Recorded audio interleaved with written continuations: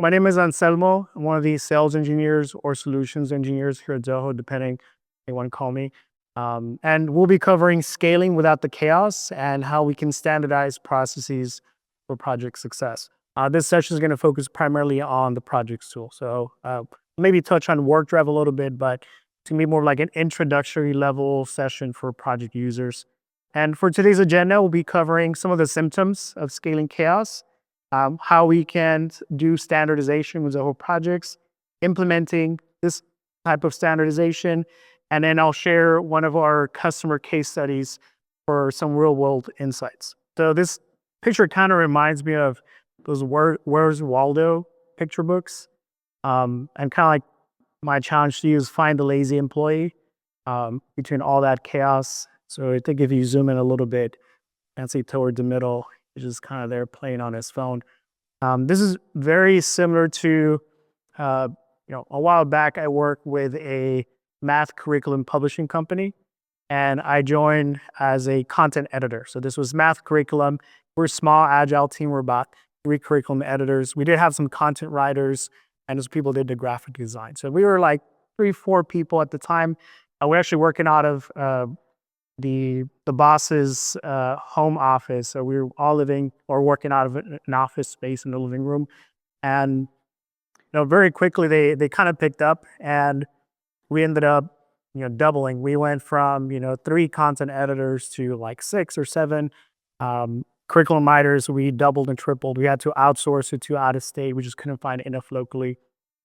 And that's where things started to kind of snowball. So we were used to having face-to-face interaction. Once we had these teams from other states, having to jump on Zooms or Zoho meetings who use Zoho products, doesn't always share all the information that you need. So what ended up happening is we submitted content that was incorrect and was missing pages. So imagine for a whole school district that purchases curriculum once every 6 weeks, we pretty much killed a small forest and we gave them the wrong content. So things like that, those are usually symptoms of scaling chaos. So as businesses grow, things start to fall apart. You can identify some of these. Usually you start with inconsistent workflows. You have multiple teams maybe working on the same thing, but some people might be doing things on sticky notes. Other people are using some kind of Trello or Slack. And that's where things start to fall through the cracks. When it comes to any kind of reviews or manual processes, I, for example, had to submit my content for review through email, and that might take a day or 2. Maybe that person's out sick. So a lot of this really creates a lot of bottlenecks, slows down our process, and you start seeing increased errors. In my example, we did have a lot of oversight. We didn't have somebody to actually check our content fully. We didn't have any kind of audit logs. We all had different versions of the same document. Some people had it in like Google Drive, some people had it in OneDrive. So we had increased errors and lack of visibility and control. So because we didn't have a project management solution, there was really no way for the managers, the owners to really look at who's actually doing what. We usually end up with people working on the same thing twice. Like I said, we have 2 different versions of the same document. So the cost of this chaos, wasted time, budget overruns, missed deadlines, of course, teams frustrated, and that was limiting our growth potential. A lot of this could have been avoided if we had standardization. So for today's session, we'll be looking at standardization with Zoho projects. And I'm pretty sure a lot of you are familiar with projects, so I'm not gonna spend too much time on it, but we'll be focusing on the templates specifically. For those of you who are maybe not familiar or haven't worked with templates, there's actually a template gallery. You can browse different project templates for different industries, whether it's like software, IT, construction, or even like if you do wedding services or venues. And so we'll be working with the project templates as well as layouts. So different projects may require different sections to house different information. So it's gonna be very different if I go from like solar panel installation to remodeling or construction. There might be similar things we capture. Maybe we do wanna keep like the statuses, the budgets, time entries, but a lot of these are gonna be very project specific. So these layouts will allow us to create the customization that we need to kind of keep things flowing. And then as well, we're gonna touch a little bit on automation. Now for today's demo, we're gonna be covering a new client onboarding scenario. So I'm going to have at the very top, we're going to talk about how we use Zoho projects to standardize. We'll be talking about those templates, how we can apply layouts for customization, as well as dissecting some of the automation tools, primarily a blueprint. Now, jumping into it, so how do we implement standardization in Zoho projects? So kind of like our foundation, and this is going to be project templates. This is going to be for us to be able to structure repeatable processes. These are going to be the things that we do on a day-to-day. Rather than have to spend a lot of time, have to replicate, drag and drop the same tasks, create the same custom fields. We can just create the template, house all that data. That's going to include either phases, for those of you who maybe have like one of the legacy or older versions of projects. It recently got renamed to phases. So milestones became phases recently. So keep track of that lingo. We're also going to be using the task list to essentially collect different tasks for a specific project. And we're going to talk a little bit about dependencies. Dependencies is a big topic, so I'm just going to introduce it for today. We're going to jump over into our demo environment. And we have a couple of things. I'm going to assume that some of you have not seen Zoho projects, so we're just going to briefly go over some of the menus that we see on my screen. So at the very top, we do have our homepage. As an end user, I can log in, see any open tasks, issues, milestones or phases that I'm working on. We do have the reports tab. I'm not gonna jump into the reporting into detail for today, but if I need to look up project-specific reports, maybe workload, task, or issue-specific, you can toggle through these. And as well as our projects tab. So this, we're gonna spend most of the time for today. We're gonna look at how we can create a project template from scratch. And there's a section here for collaboration. If we do need to look up any kind of updates, we have the feed. Think of this as like your Facebook wall. I can go into the projects feed. I can filter through any project that I'm working on. And I can see maybe status updates, document uploads. If you're using our finance suite, that also means like seeing invoices that have been submitted for approvals. And of course, our calendar. I do see mine's a little bit busy, so I have a lot of these project timelines running. It's another way to do it. And I don't think I have anything on chats for today, but we do have this built-in chat tool. So if I need to keep some kind of team communication, tie that to a project, I can easily start a new chat. And this will be essentially each project will have its own channel, and I can add or assign participants to those channels. I know there's also one of our other platforms, we have Zoho Click.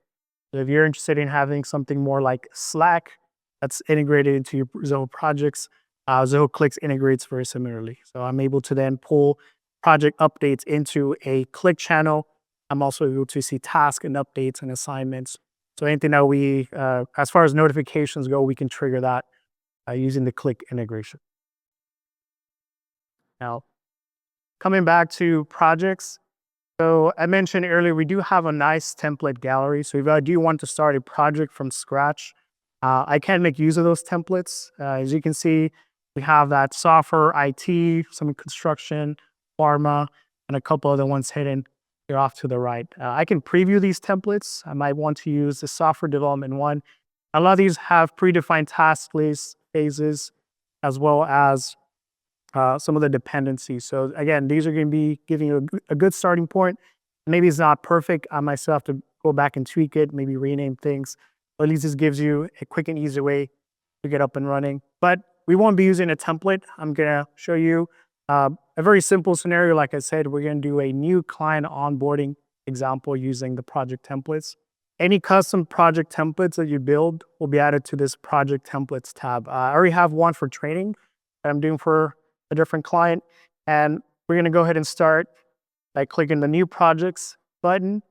We're going to call it client onboarding. We'll touch on the standard layouts in a bit. So that's going to be more on the customization side. If I do have any kind of tags, I can use these. Maybe I want to run filters or reports. I want to show projects that are for consultant versus onboarding, depending on the services that you use. These do come in handy. We can go ahead and add the project template. Now, for these client onboardings, I'm going to go ahead and group by phase. Okay. I'm going to zoom in a little bit. So for our project template, I might have multiple phases. We're going to stick with phase one of the onboarding. So for phase one, we're going to do information gathering. So we're going to use phases to kind of collect all the different tasks and task lists we'll be using for today. And then we're going to group these individual tasks into a task list. We're going to call this discovery and requirements. In this task list, we're going to send out maybe an initial questionnaire for a client. We're going to go ahead and schedule a discovery meeting, which we'll go ahead and update notes and also review any completed questionnaires. There's different ways to go about it. I'm going to do it probably in the most efficient way. I can always go and open the phases module up here, create the phase, go into the task list module, create the task list. But for efficiency, we're going to do it all from within this page. So I want to get this template up and running within minutes for my team. So we're going to start by clicking on this section here that shows me the phases. Call it phase one. That's not where I wanted to go. Info gathering. Okay. Because we're working with a template, we need to set a start after and a duration. Do we want a project to initiate right after we click use this template? So we're going to use these start after section is really important. I can have these also set on a delay. Maybe I want to generate the project today, but I want to start tomorrow. So these are going to be things you can also tweak. We're going to set it for instantly creating after a click, use a template. We're going to use the 0 days. And as far as the duration, in my case, I'll say this shouldn't take more than 3 days. So we're going to start with our phase one, lasting no more than 3 days. I can always come back and make changes as needed. Okay, perfect. So I have now my phase. So now you can see phase one, info gathering, we're good now. We're going to then continue with our task list. This, I remember, said we're going to call it discovery and requirements. So this is just going to be the container, the bucket. We might have multiple task lists that we're working on. We want to make sure that I group the ones that are similar into one place. Okay. So now we went from phase, the task list, so now we're going to create our individual action items. And we're going to do this pretty quick as well. So we're going to go ahead and send questionnaire.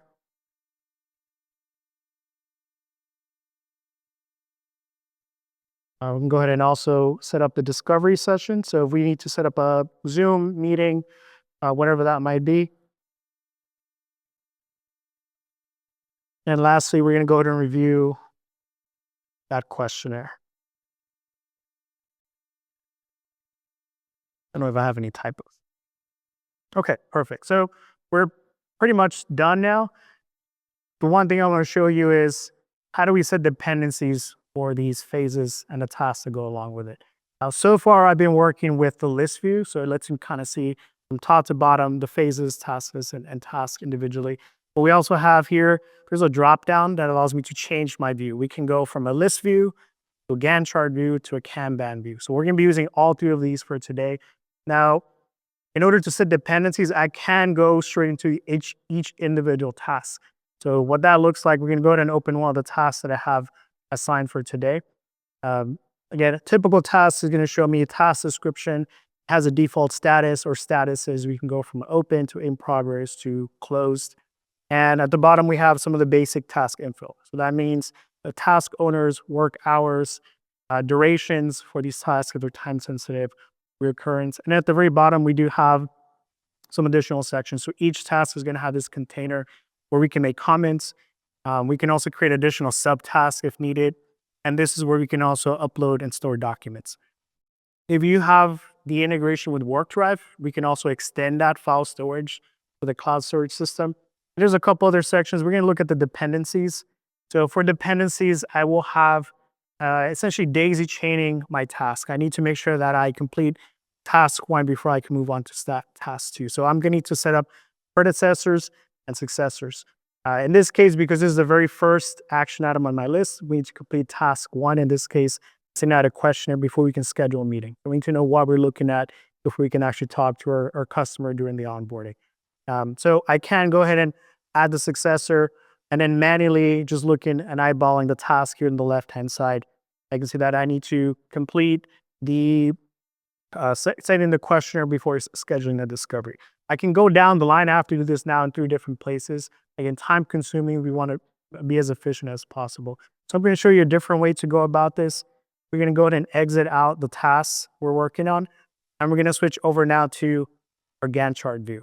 So this is going to allow me to kind of see that roadmap. I want to see where we're at in our phases, what tasks are assigned, and then from here, we'll be able to easily create those dependencies. So this took me a little bit of time to learn. Again, I don't come from a project management background. So working with Gantt charts is a little bit tricky, but once you kind of get past that fear, they're actually very useful and very easy to implement. I can easily now, I can see these tasks that show up as unassigned. You can see the different ledgers that we have at the very top. And red shows me my milestone. We said this is going to be no longer than 3 days. We can adjust this too. So rather than me have to open the task, move it around. So if I hover over the items, it does let me move these. I can extend a duration by just using the drag and drop tools. And what I'm going to do here is we're going to link our tasks to create these dependencies. So rather than me have to open these individually like I showed you earlier, we're just going to click. You're going to see these 2 little buttons that show up on the left and the right. So the predecessors and successors. So we're going to have our predecessors on the left and our successors on the right. What I can do is now I'm going to link task 1 to task 2, and that's going to create that relationship, that dependency. So now I can kind of see how it starts to cascade. We can now go ahead and create a dependency from task 2 to task 3, and we're going to daisy chain these around. Now, in order to kind of put these on the timeline, I'm just going to go ahead and switch over to this task 1. I'm going to throw it in there. Now pretty much now aligns our task with our milestones. Notice that these don't really have any due dates. And I want to make sure that the tasks themselves do align with the phase that we're working on. So I'm going to scoot this over a little bit so we can see. Now I need to change now the duration. So these tasks should take, again, no longer than a day each. So we can match the timeline that we set so far. Let me switch this back to 3 days. And the easiest way to do it is also we can hover over. It might be hard to see, but there's this little black arrow that appears underneath each task. That allows me to also easily extend that duration. Now we went from a task taking 0 days or 0 hours, depending what units you're using, to now we can actually align it to the milestone. We can go ahead and do the same for the rest. So we're going to go ahead and drag these out. And pretty much we're done. There you go. So we went from the phase or milestone to the task list to now creating these down here. There's a couple of things that are not being shown. So these legends are the ones that you see the little icons at the top. So I have the red one for the phases. There is one that's missing. That's called for the task list, that kind of bucket that we threw them under. That only shows up when you create the project. So as you're building out the template, that legend is missing. That is by design. So it's not a glitch, it's not an error. It's just there until you create the project. So in case you're wondering why we don't see these, we use a Gantt chart view. From the template side, we won't be able to access it until we create the project. So in our new client onboarding project, I was able to standardize this by creating a phase. And I was able to then, using the drag and drop tool, create dependencies between the tasks. This, if I was doing it in real time, it would have taken me less than a minute. I can then maybe clone these task lists as well, so we can save some time there as well. For creating consistency across projects, I mentioned task layouts and how we can create task layouts for different projects. So that means I could create different sections. I want to store maybe project-specific or client-specific information at the very top of a project task, or maybe I want to create custom fields. In this case, I'll be creating a couple custom fields. Some of these are going to be to track a review status. So we're going to go ahead and automate the review process for my team, as well as maybe tracking what kind of products or services we're offering. So we're going to do that in the form of custom fields as well. Now, switching back to that project that we're working on, we're going to go over into our setup. So by clicking on the top right gear icon, that's going to take us to the project settings. And these, I will say, they're a little bit different to navigate from other Zoho products. You can always search up top if you know specifically what you're looking for. We're just going to eyeball it for today. We're going to go ahead and scroll down, and we're going to click on the customization tab within our setup. I already have a couple layouts running. If you're doing this for the first time, you'll start with a standard layout. And to see what that looks like, we're going to click on this standard layout that we're looking at and see task information on the right, as well as field types on the left. So I can choose now if I want to drag and drop. If you've played with other tools, maybe like CRM, should look very familiar.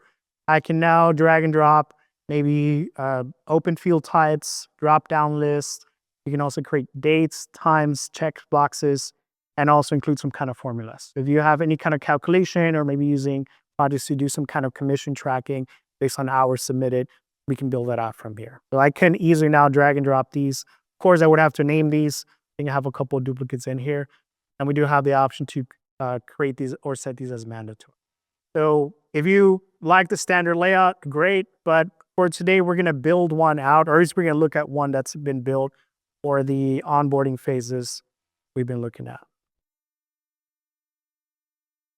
Earlier, I created a new layout called onboarding.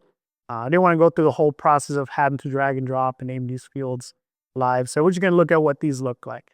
I essentially kind of gutted the standard layout. We went from just having all the basic task information to now we're going to include the onboarding specifics at the top. So let me zoom in on that. And I do want to keep just basic info like the task owner, any teams or groups that are associated with. And I created 3 custom fields. So these field types, or I believe drop downs, 2 drop downs, and then 1 checkbox. So I can actually see the options for the different services I might be offering consulting or training. So I'm going to use these pretty often. I'm going to go ahead and save them from here. I also created for a review process we're going to be automating, I created a review status. So I'm going to be able to use this when I submit a task for review or maybe a document for review. We're going to have our reviewers update this from complete or incomplete. You can, of course, create additional value types. Leave that up to you. And then lastly, we're going to use a checkbox. This is going to be our trigger. Our checkbox, when I create our task, I'm going to select it. It's like, hey, I want to submit this document for review. Might be graphics or questionnaires that were provided to you by the customer. So again, all this customization I'm talking about is leading up to that blueprint or the automation tool that we talked about for today. And then lastly, once I create and add the fields, go ahead and save it. In this case, I'm just going to exit it out. The last part is going to be associating the layout to the project. If I go here to the right-hand side, there's going to be a plus button, and I can associate this to one or multiple projects. It could be existing projects that you have available, or in this case, a project template we're working on. So I should see that client onboarding example. We're going to go ahead and now map it over to the project that we've been working on. So we're going to go ahead and exit. And we are going to come back and open one of these tasks. So we should now mirror that layout with a couple of clicks. So now for my team, when I create this template, I have the onboarding specifics at the very top, the basic task information, things I'm already tracking. And then if we're doing any kind of budgets, again, are these going to be billable, non-billable tasks? We kind of store it towards the bottom. So these are the non-important elements that you see here. So pretty quickly now, I've been able to apply the layout to the project template. Like I showed you, we're kind of in the middle. We are able to customize it to our needs. And we're going to jump over to the automation part. So for blueprints, like I say, we're going to be dissecting a blueprint. The point of this session is not to actually build them out or kind of walk you through how to set these up from scratch. But there's a lot of resources available. If you go onto our website, you can also find the knowledge base articles. There's also a nice ebook that's provided, again, a very super high level on blueprints. So again, if you just Google Zoho projects, blueprints ebook, you'll redirect it to a PDF. It's like maybe 10 pages long. You can find that on our website. But the blueprints, essentially, this is where the magic happens. We're going to be able to then create a process, and we're going to hold our teams accountable. I cannot move on from a specific task until I make updates, upload documents, or check off statuses or checkboxes. So blueprint, the way they're structured is you're going to have a start condition and an end condition. And then in between those start and end conditions, we're going to have a status. In this case, our statuses will be mapped to the task stage or phase, whatever you're calling it. And we're going to go from a task being open or submitted for review to when we actually close out our task. In between these statuses, we're going to have transition stages. So a transition, essentially, this is where we're able to automate certain things. I'm going to create an email template. If I submit a task for review, we're going to notify and alert the teams that are going to be responsible for that. It might also update a status of a task. If I seem that this document or whatever I submitted for review is incomplete, it's going to update that status to incomplete and move it on down the pipeline. And we're going to also have different conditions. We can go down multiple paths These can also be cyclic, but maybe you go through multiple revisions before you actually complete it out. So just quick overview of blueprints. Um, as far as being able to automate all this, the blueprint we're going to be looking at is going to be for the approvals. My team, once they're on that onboarding with a client, they're going to receive a document, I'm going to review it, and then submit it for somebody in my team. So in my case, it's myself and James. James is my imaginary coworker that I'm going to be working with. We're going to go ahead and set up that approval process, trigger notifications, as well as set up field updates. We're going to go back into our settings one last time, and we're going to see the automation tab at the bottom. So this one has already been pre-configured. I kind of went through the whole thought process, sitting down, mapping out my process, and we're going to look at that document review blueprint that we created. So just like I mentioned, we're going to have a start and an end condition. You can see that the criteria is, in this case, is when I submit a task and I select the checkbox called submit for review, that's going to go ahead and start off this whole process. I'm going to have two options when I'm in the in-review stage. Our blueprint's going to hand this off to the reviewer, and the reviewer has two options. We can either say everything looks good on the task, we have the documents, we can go ahead and just set this for completion, and then this will close out my task. So that's kind of like an ideal scenario. Another one is we can set it as incomplete. So this, we're going to, instead of having to send emails back and forth, putting communication like chats or Slack, we're going to have everything contained within the project. We're going to be making use of the notes. So these notes will allow us to then also keep a timeline of any updates or revisions. So if I was to say, okay, well, this ticket or this task that was submitted isn't complete, is actually going to go ahead and reassign it to the person that submitted it. That person will go ahead and look over the notes, open the documents, and then resubmit for review. So again, this can go on. It's going to be cyclic up until that point where the reviewer says everything looks good. Go ahead and just flush it out. So we're going to see that in action. So this blueprint has already been configured. I have all the right triggers and stages. So we're just going to now wrap it up and see this in action. I already have the project template ready to go. And we can go back to our projects tab here. And we're going to build out the new project. There is a bit of a delay, and I don't know how good the Wi-Fi is here, but there's that now when we go to our project templates, these are our personal project templates, either project templates we build from scratch or project templates that we clone and borrowed from other projects. And I see that client onboarding example. So we can go ahead and just kick it off from here. We can say it's going to be Mr. Bob Smith onboarding. And start date should be today. So we left those purposely blank so that we can automate. Again, if we have something like work drive connected, it's also going to create our folder structure. We can store documents in there. Go ahead and create the project. It says it takes about 2 or 3 minutes. Usually I give it a couple seconds. Might have to refresh in a little bit, but give that one more try. Okay, there you go. So if I go back to my Gantt chart view, it's going to give me that big picture. I can see the Gantt chart, and I can see that it automatically allocated the tasks and kind of set the dependencies accordingly. So we see that start date is today. This project is going to run for the next 3 days. And then we see our tasks cascading as they should. So that's instant. Now it takes me seconds instead of minutes to build these out. What I'm going to do is I'm going to transition between two accounts. I'm going to go ahead and submit the request or the task for review as Anselmo. And I'm going to switch screens and show you what it looks like from James' side once he reviews that request. And for today, just to visualize it, we're going to be looking at the Kanban view. So these are all my tasks that have been pre-configured. Notice I can always go back and change ownership. Everything comes in as unassigned. I don't know who's going to be working on the project. We can also hard code these where everything gets assigned to me from the beginning, but we're going to leave those as is.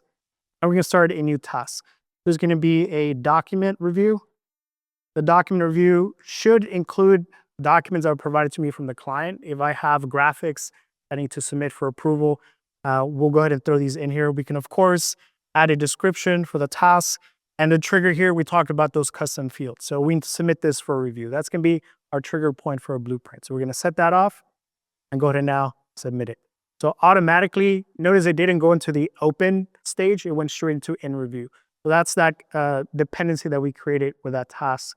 So we're going to switch screens. I'm going to go over to the right, change a little bit of the color. So at least there's some contrast. We're doing 2 different accounts. And if I go now to my project, I see we have that Bob Smith onboarding for the client. We're going to access a project, and a couple of things happen. We're going to switch over to that Kanban view. And look, that look at that interview request. So I can see that the request has been submitted by Anselmo. Actually, I should have set this as myself. Okay, leave it like that for now. And I do see that there are no documents that were uploaded. So he forgot to upload these documents. Normally this conversation would happen outside of Zoho projects. Shoot an email, forgot to put the attachment. Now you have to wait for that person to respond, kind of back and forth. So we're gonna go ahead and consolidate all that communication in here. We're gonna make use of the comments tab in here. So I'm gonna say missing docs, please upload. Okay, so we're gonna comment that out. Now, I as a reviewer, I need to move this on to James. But I don't really have a way to do this. The blueprint actually locks me out of any updates or statuses. Notice that if I was to move this to like, let's say in progress, it locks me out. That's that blueprint in action. So whenever you lock these tasks, they won't be able to move forward or backwards until we do whatever was necessary. In this case, me as a reviewer, I made a note, I made a comment, and also I'm gonna update the review status. So this field, maybe I'm gonna have it restricted where only the reviewers or approvers have the permissions. We're gonna log it as incomplete. So there you go. So now this is gonna switch it over to my ball court. If I go back to my account, I think we're here. I'm gonna do a quick refresh. There's a delay. If it doesn't come back, we might have to just move on. Okay, I guess not. So what was supposed to happen is this task would be moved into the on hold stage. Now the task would be reassigned to Anselmo. Anselmo would see the task, open it, look at the notes section, and then from there continue. It would say, oh, I forgot to upload the documents. So because I said as incomplete, I'm not 100% sure why it didn't go, but I can see the notes that were delivered by James, but uploaded now. And I can just now do direct file uploads from my computer, or maybe there's something I'm storing in the work drive. I should be able to put that in there. So this is that part that's gonna be cyclic. I can kind of keep going. The last thing I would be able to do is, once I submit it again for, there you go. So that's the part I was missing. I had to click it. So there you go. Now it's in review, and someone goes back, makes the additional changes or uploads, and I should now be able to complete this out. Hopefully this will figure out as it was supposed to be. Okay. Yeah. So whenever these update,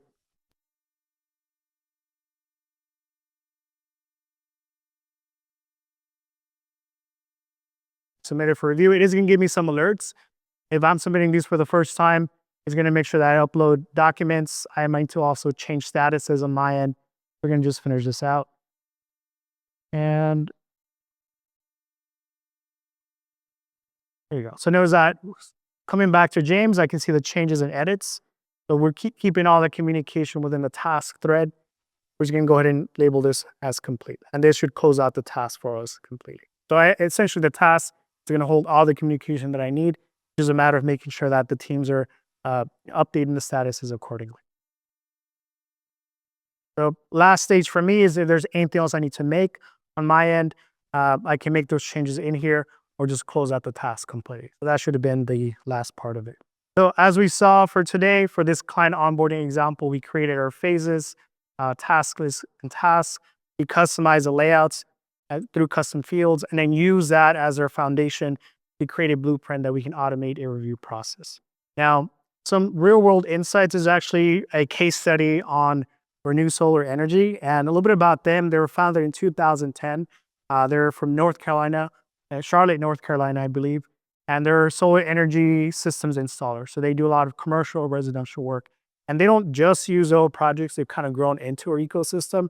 They primarily started with like a CRM, like most people do, grew to a projects platform. And then I believe they also use our BI tool, which is Zoho Analytics. They kind of use a combination of Zoho tools. As far as how they use Zoho projects, so Zoho projects has become the backbone of their operations. They went from Monday to, I think it's Basecamp, and it just wasn't working out for them. They want something that was, first of all, the right price, and then it could get the right work done for them. They were able to streamline residential project management. So their process was like 60 plus steps.